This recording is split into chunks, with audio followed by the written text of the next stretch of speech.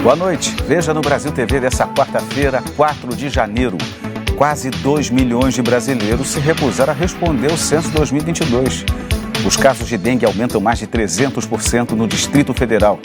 A correria nas papelarias em busca do material escolar. Tem que pesquisar para fugir dos aumentos. E ainda, fãs se despedem de Rita de Cássia, uma das principais compositoras de forró do Brasil. Agora, no Brasil TV.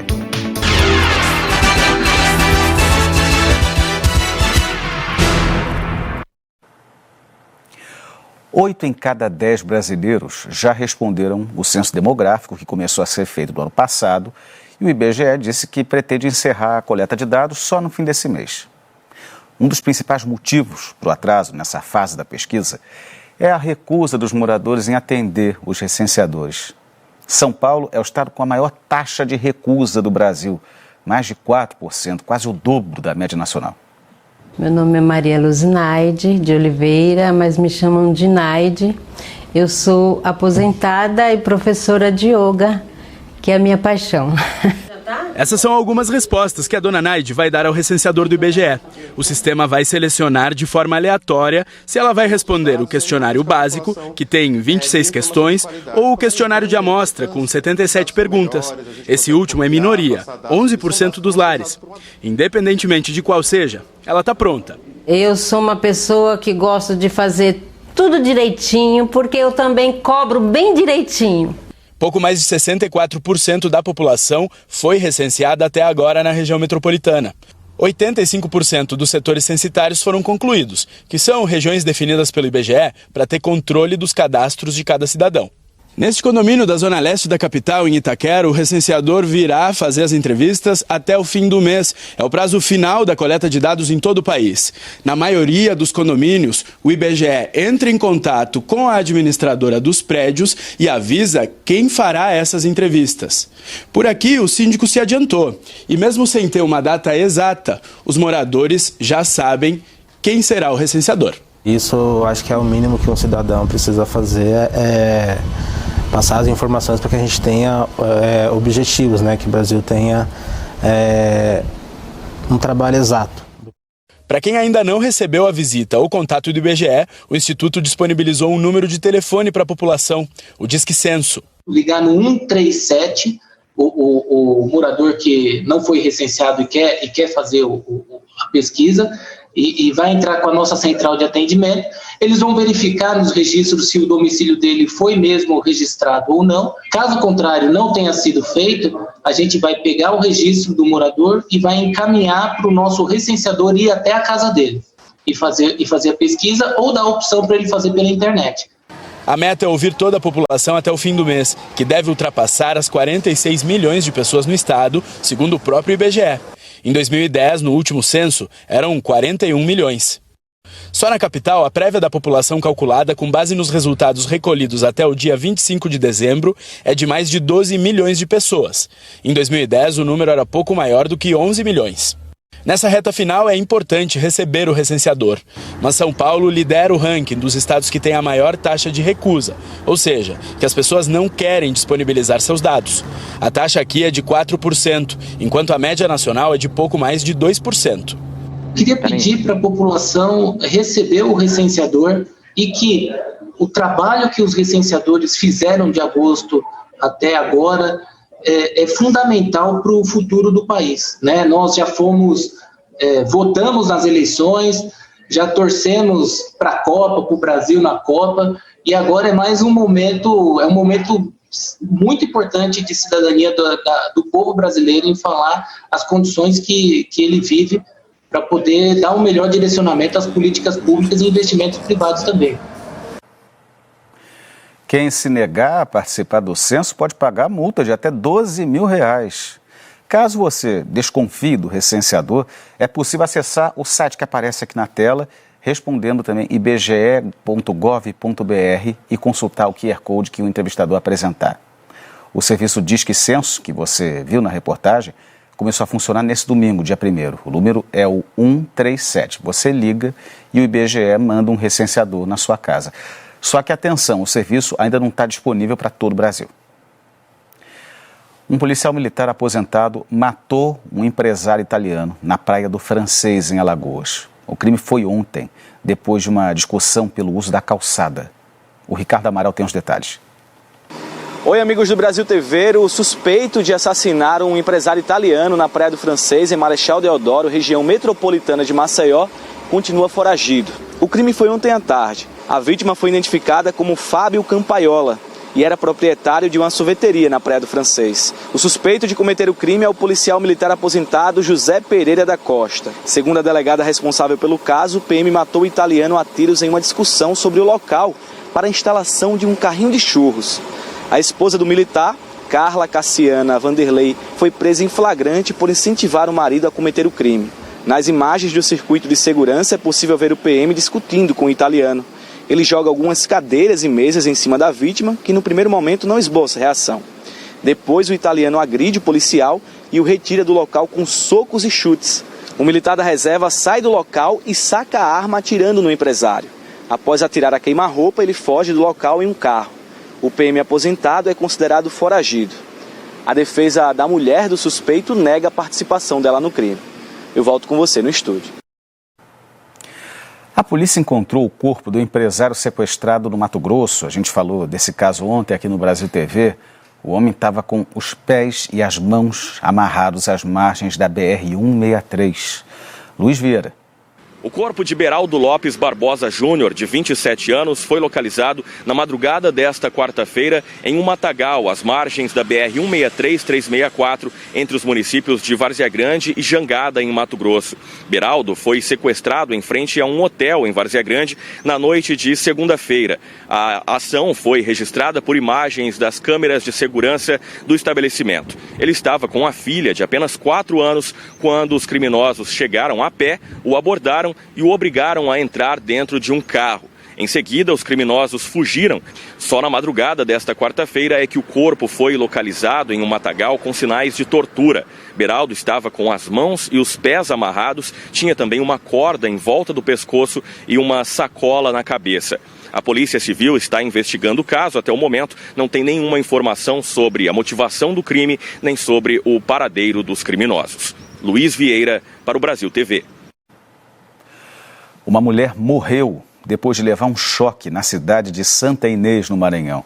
E o inacreditável nessa história é que uma ambulância foi chamada para prestar assistência à vítima, mas ela enguiçou no caminho e atrasou o socorro. Berliane Santos, de 28 anos, era boleira e, ao tentar acender o forno, acabou sofrendo um choque. Foi socorrida por um irmão. Desesperados, os parentes e vizinhos correram atrás de socorro. Uma ambulância do Hospital Municipal de Santa Inês foi chamada, mas o veículo só chegou cerca de 1 hora depois que Berliane sofreu o choque. Ao chegar ao local, a ambulância apresentou um problema. Os moradores ajudaram a empurrar o veículo, que voltou a funcionar, mas logo depois parou novamente. Berliane teve que ser retirada da ambulância e colocada em outro carro, que a levou para o hospital. Mas só que ao chegar ao hospital, foi constatado que Berliane já estava morta. Parentes e vizinhos estão revoltados com a demora no socorro. Para nós da família está sendo muito difícil isso que aconteceu com ela. A hora que a gente mais precisa, cadê a ambulância? Porque se eles tivessem chegado com mais tempo, eu tinha certeza que ela ainda estava em vida ainda. De Santa Inês, Erisvaldo Santos, para o Brasil TV. A Prefeitura de Santa Inês disse que quando a ambulância chegou, a mulher já não tinha sinais vitais aparentes, mas mesmo assim foi feito o socorro. E que a ambulância apresentou uma falha no sistema de embreagem e logo em seguida uma outra ambulância foi acionada. Mas devido à urgência, o socorro acabou sendo feito num carro comum. Ainda segundo a Prefeitura, ao chegar à unidade de saúde, foi confirmada a morte já suspeita. Está preso o suspeito de cometer um feminicídio em Águas Lindas de Goiás. A vítima tinha 42 anos e foi morta a pedradas pelo ex-namorado. Odineia Félix Salgueiro, de 42 anos, teve a casa invadida pelo ex-namorado, que não aceitava o fim do relacionamento. A polícia disse que o homem de 71 anos, Sebastião Ferreira dos Santos, esperou a vítima ficar sozinha depois que o marido saiu para trabalhar. O suspeito, pelo que foi apurado até agora, foi o Sebastião, com quem ela teve um relacionamento extraconjugal e assumiu ele, acabou indo morar com ele há 6 meses atrás, porém se separou e ele não aceitava o fim do relacionamento e começou a fazer ameaças. A separação com o suspeito aconteceu na virada do ano. Logo em seguida, Odineia voltou a morar com o marido. A partir daí, recebeu ameaças pelo celular e também pessoalmente. O suspeito chegou a agredir uma das filhas da vítima antes de planejar o crime. Odineia foi espancada até a morte. Ainda em Goiás, foi encontrado o corpo do homem de 28 anos que estava desaparecido em Pirinópolis. Ele foi passar a virada do ano na cidade com amigos e no dia 1º saiu da casa onde estava sem o celular. A polícia investiga o caso. Olá, amigos do Brasil TV. O corpo de William Soares, de 28 anos, foi encontrado nessa região de mata em Pirinópolis. Essa região fica a cerca de 800 metros de onde ele estava hospedado. Ele é de Anápolis, cidade do interior do estado, que fica a cerca de 60 quilômetros de Goiânia, e veio com alguns amigos para a cidade histórica de Pirinópolis para passar o Réveillon. Só que na tarde do dia 1º, ele acabou desaparecendo. Imagens de uma câmera de segurança que também fica próximo ao local de onde ele estava hospedado, registrou o momento em que ele passa por uma das ruas da cidade com uma camisa vermelha. Essa foi a última imagem registrada de William nessa região. A partir daí, a família registrou o desaparecimento na Polícia Civil. Foi iniciado um trabalho de investigação e de busca, envolveu Polícia Civil, Corpo de Bombeiros e também familiares de William. Foi inclusive uma pessoa da família do homem que acabou encontrando o corpo nessa região. A partir de agora, o trabalho da polícia é para identificar a causa da morte. O delegado responsável pela investigação, Dr. Tibério Martins, adiantou que o corpo não apresenta sinais de violência aparente, mas nenhuma hipótese é descartada. Vai ser necessário ainda um trabalho de perícia. Wesley Almeida para o Brasil TV. A polícia prendeu 3 homens e apreendeu 3 adolescentes suspeitos de torturar um casal em São Joaquim de Bicas, na Grande BH. As imagens das agressões que circulam nas redes sociais ajudaram na identificação dos detidos. E foram eles mesmos que publicaram na internet as cenas de violência. Os suspeitos foram levados para a delegacia de plantão em Betim no fim da noite e foram identificados pelas imagens que eles mesmos registraram. São cenas fortes, por isso não vamos mostrar toda a sequência. A tortura acontece com um casal no meio da mata, no bairro Flor de Minas, em São Joaquim de Bicas. A mulher, de 28 anos, tem os cabelos cortados. Já o homem, de 23, recebe várias pauladas por todo o corpo. No final, os dois ainda têm as mãos queimadas. Os policiais chegaram ao local depois que as imagens começaram a circular pelas redes sociais. Eles encontraram o casal bastante ferido, já recebendo ajuda de moradores. Os suspeitos foram localizados depois. São ao todo 6 pessoas, entre elas 3 adolescentes. Montamos uma grande operação na cidade, a partir do momento que a gente tomou conhecimento dos fatos.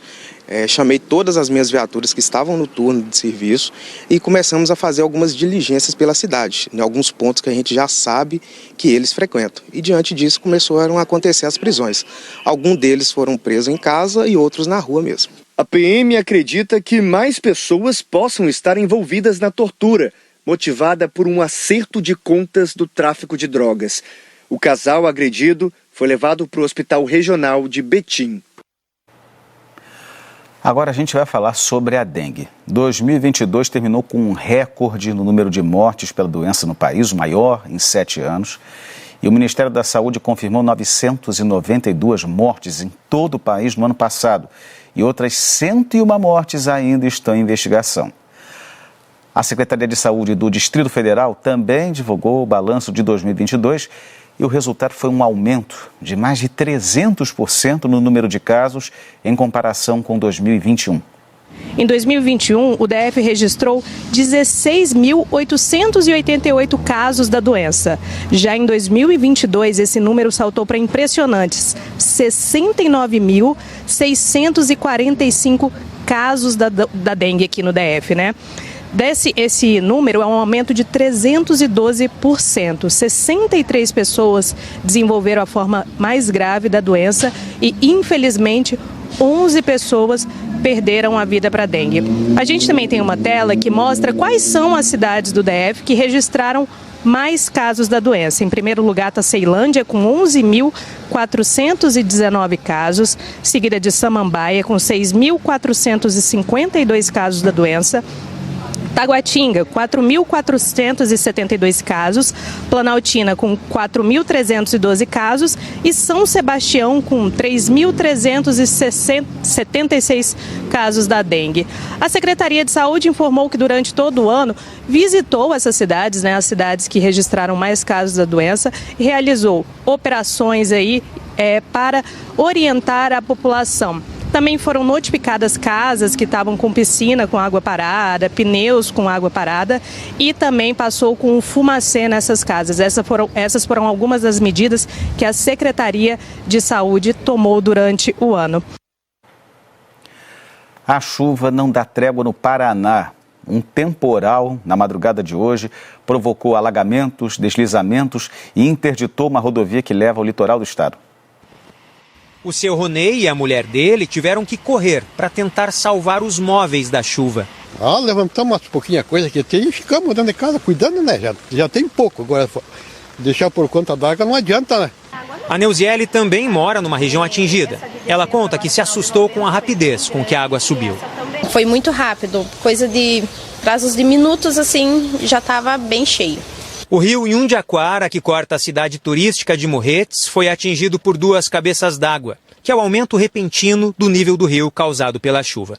Com o transbordamento, algumas ruas ficaram alagadas e, segundo a Defesa Civil do Paraná, a água também invadiu cerca de 50 casas. Um grupo de turistas argentinos que acampava em Morretes foi surpreendido pela chuva. Eles ficaram ilhados e foram resgatados pelo Corpo de Bombeiros. Depois disso, foram encaminhados para um abrigo da prefeitura e passam bem. Eles tinham uma programação já, segundo nosso pessoal da Ação Social, já viagens hoje de manhã, acho que tem voo hoje de Curitiba para a Argentina, já tinham programado essa viagem hoje cedo. Durante a madrugada, as fortes chuvas causaram deslizamentos na estrada da Graciosa, que foi interditada. A rodovia liga Curitiba ao litoral do Paraná e é um dos principais acessos a Morretes. A cidade depende do turismo. A esperança é a de que a chuva diminua para que os comerciantes possam retomar a rotina na alta temporada do verão. A seguir, a expectativa dos artesãos para uma das maiores feiras de artesanato do país em Olinda.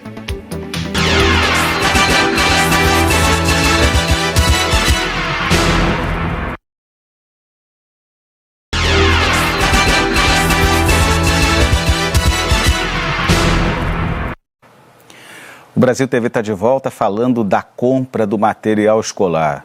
O ano mal começou e os pais já têm essa tarefa, que certamente vai mexer no bolso. E segundo a Associação de Fabricantes de Artigos Escolares, os produtos devem ficar cerca de 30% mais caros que no ano passado. Por isso, pesquisar ainda é a melhor forma de cumprir a lista, gastando menos. A lista é grande. Eu comprei meu caderno, meus lápis de cor, minhas canetinhas.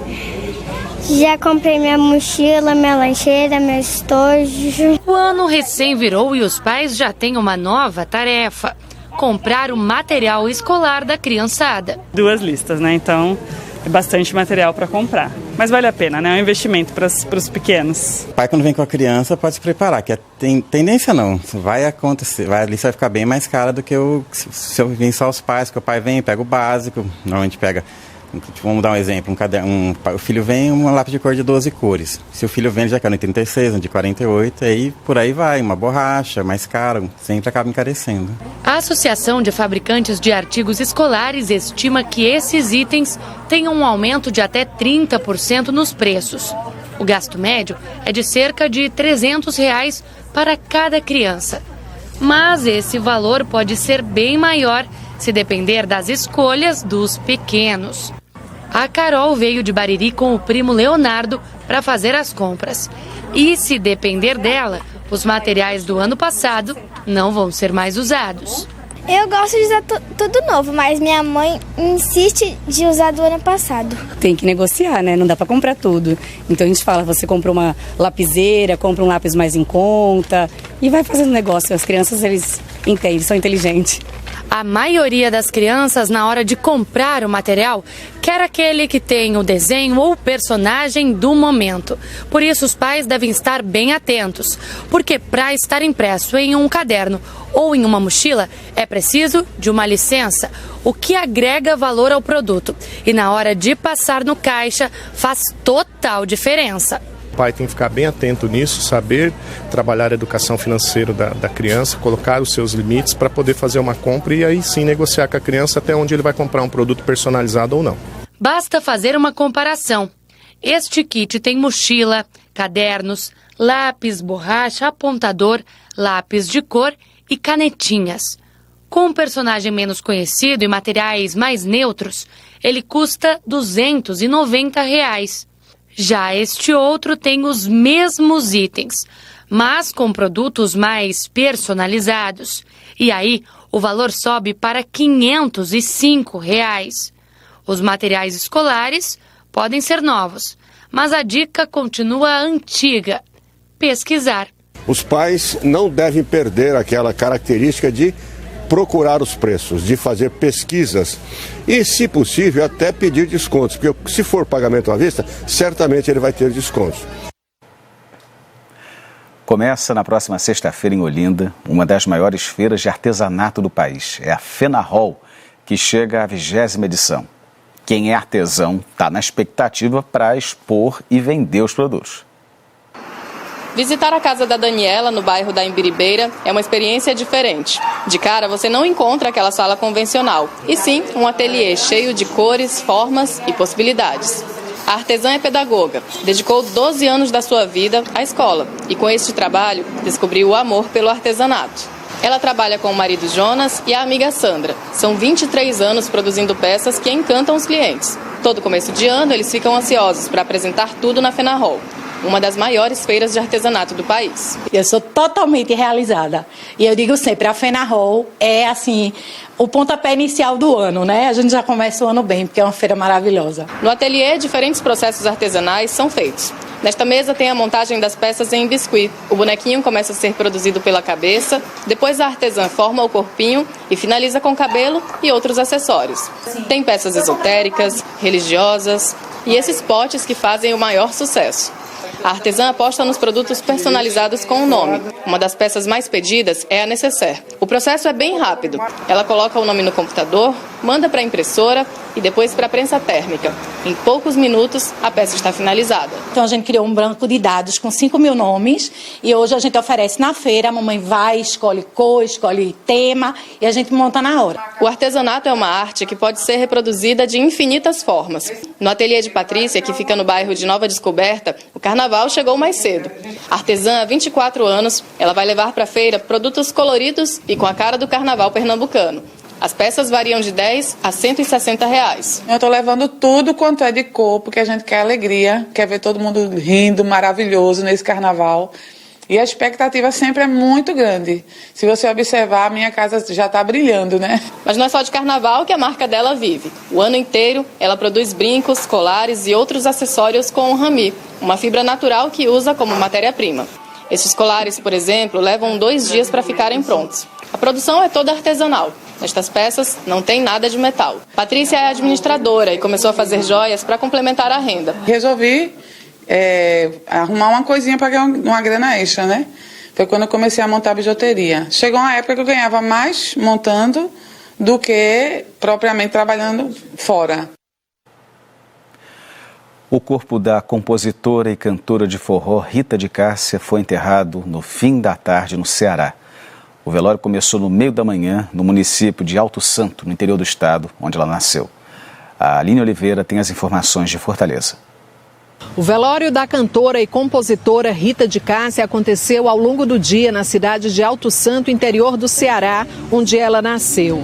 A morte da cantora foi anunciada pelo empresário dela. Ela estava internada desde o dia 1º de janeiro no hospital privado aqui em Fortaleza. Ela morreu em decorrência de uma fibrose pulmonar, doença crônica e progressiva que causa o enrijecimento dos tecidos do pulmão. Rita de Cássia compôs mais de 500 letras, algumas delas viraram clássicos do forró, como Meu Vaqueiro, Meu Peão e também A Saga de um Vaqueiro. Hits que a tornaram uma referência no gênero. Rita de Cássia foi homenageada hoje ao longo do dia por diversos artistas, entre eles o poeta Braulio Bessa, o cantor Xande Avião e também a banda Mastruz com Leite, que gravou diversos títulos de Rita de Cássia. O sanfoneiro Redondo, irmão da cantora e compositora, hoje agradeceu o carinho e a solidariedade que recebeu dos amigos e dos fãs. A cantora Rita de Cássia foi enterrada no fim da tarde em Alto Santo, aqui no Ceará. Aline Oliveira para o Brasil TV. O Brasil TV fica por aqui. Outras notícias logo mais no Jornal Nacional, às 20h30, hora de Brasília. Boa noite e até amanhã.